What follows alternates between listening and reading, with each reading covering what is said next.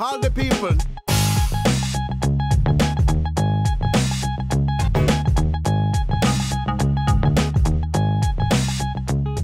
Alors, le laboratoire Habitat Handicap est un lieu de vie expérimental qui est animé par nos ergothérapeutes et qui a une triple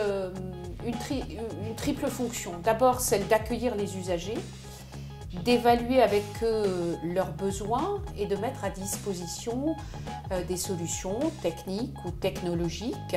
Le deuxième objectif de ce lieu de vie, c'est d'être un lieu de démonstration et d'information pour les professionnels.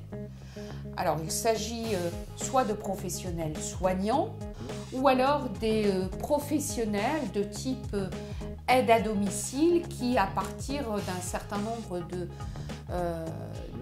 d'aides techniques, vont pouvoir également améliorer leur mode de fonctionnement à domicile et aider leurs patients.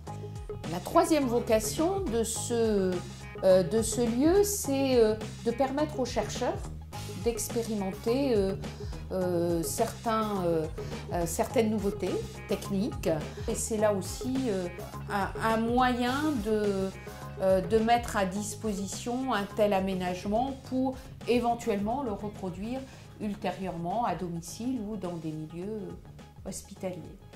Nous avons, puisque nous sommes dans l'évaluation du handicap et donc l'évaluation des capacités des personnes, nous avons essentiellement des ergothérapeutes. L'intérêt de l'ergothérapeute, c'est qu'il va évaluer non seulement les capacités physiques, motrices, sensorielles, etc., mais aussi la dimension personnelle de l'individu, son projet de vie vis-à-vis de son environnement social, professionnel, familial, culturel, affectif.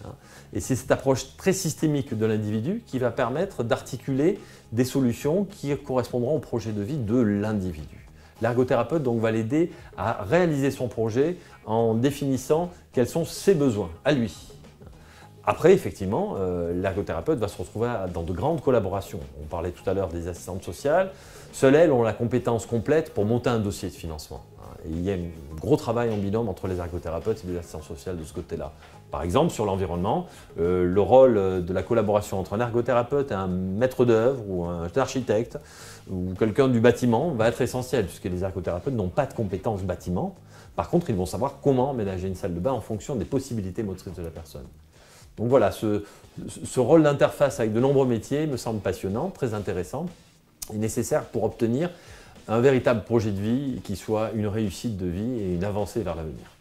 Donc l'avenir de ce genre de structure, c'est de permettre justement à ces ergothérapeutes de travailler de plus en plus sur des patients dans leur lieu de vie normal, dans leur cadre de vie personnel, et de travailler sur l'adaptation de ce cadre de vie pour se substituer à des hospitalisations qu'on sait longues, coûteuses et génératrices d'une dépendance à l'hôpital.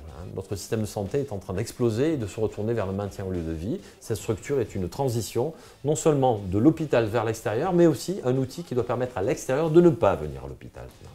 Donc c'est dans ce sens-là que ce genre de structure correspond tout à fait à la réforme et à l'évolution de notre système de santé.